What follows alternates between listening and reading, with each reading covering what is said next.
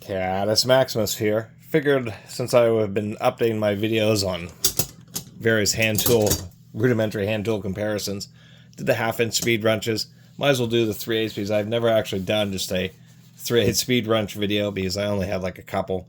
I have 5 different ones, so I might as well get into this. And oddly enough, once again, I never made one about 3/8, and so it's not too repetitive. Also, it's been like 5 years since I made a series of videos, 5-6 years. I have an old Cal USA. They were like a contract tool manufacturer who had American-made, Taiwanese-made, and even like some Chinese-made tools. This is just a real basic speed wrench, long handle.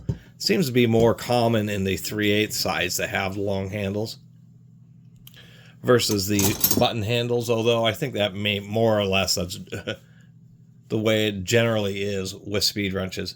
No, they're not as common or quite as useful as they used to be, particularly with all the impact drivers and impact wrenches. But they are still certainly handy in lots of machine work and stuff where you have to remove lots of various fasteners. Certain types of service work, in aircraft, dealing with aircraft panels. A lot of it isn't how fast you remove fasteners. The impacts are super quick. But many times you need to, when you're working with like access panels, those are sheet metal screws. Aircraft is often in aluminum. Where when you're putting the fastener in, you really need to be pretty careful about the amount of torque that you can apply. And the nice thing about a speed wrench is that it allows you to quickly thread in a tool and then be able to use the wrench itself to actually torque down a fastener in one tool. That's probably the biggest remaining advantage to them.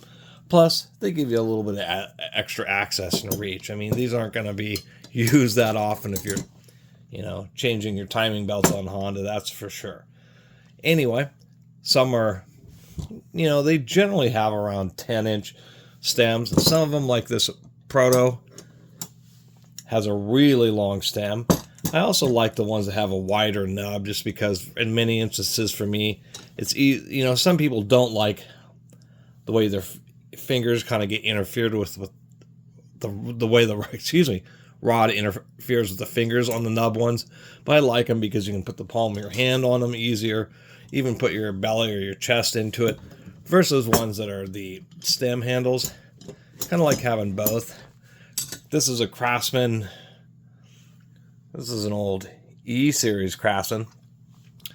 Has a really large cast zinc head on it, and I'm not exactly sure how they assembled this thing, to tell you the truth here.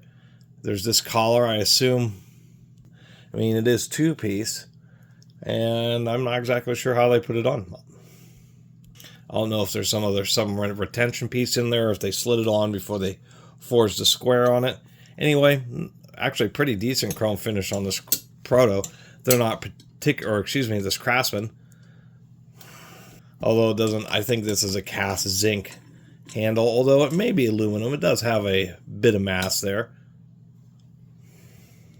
It does run pretty freely, and this Craftsman kind of deals with both kind of is 2 birds with 1 stone, where the nub on the Proto is pretty small. What the Craftsman does is it's pretty wide for that wide surface area, but they give you this big section down here, so you don't have any problems with interfering with your hand. But to give you the proper amount of space, it does have a shorter stem. Most of these are pretty similar. The 1/2-inch ones, there's quite a bit of variation in the U, I would have to say, or in the bend. This Cal is probably the most steep. A lot of them, if they're not quite as well designed, are real straight. So if you're at a steeper angle, then your hand can bump into the bend. But most of them, this Proto's probably the most accentuated, are like this, where they have a nice steep angle there, so you can use it down low, or you can use more of a oblique grip and still be able to use it pretty decently. What I do have is another Craftsman here. This one actually has a vertical handle on it, and oddly enough, it is also a Craftsman E-series, so I'm not sure if these were just different. I think this may be I don't know if it's older or newer, but one thing I was noticing about these is that they both have to hold them this way. This one is a 4427. the one that has the big handle, and the one that has the straight handle is just a 4427. It's missing the 1 suffix. But I did like this one from Craftsman, just because it had one of the more aggressive knurling I've seen on any handle. And I actually kind of like that. It gives you just a nice grip. And of course the last one here is I have a Snap-on F4 LA. I don't know how old this Snap-on is. I think I made a dedicated video about this when I got it, just because of how rare it is to find use Snap-on tools. And for me, it's usually, you know, the least desirable stuff, you know, and super common things like either breaker bars or things like speed wrenches. Certainly does run pretty smoothly. The handle is interesting because it's just like the handles that are on their ratchets. I suppose it's okay, but it does have a really small nub. If you have to like press, if you're using like maybe using a Phillips head adapter or something and trying to get some extra pressure, not the most comfortable. Anyway, there's just a short little video comparing some various 3/8 speed wrenches, which also, interestingly enough, aren't quite as common as their 1/2-inch counterparts. Breaker bars and speed wrenches, and T-handles, etc. Really, there's just a lot of 1/2-inch versions.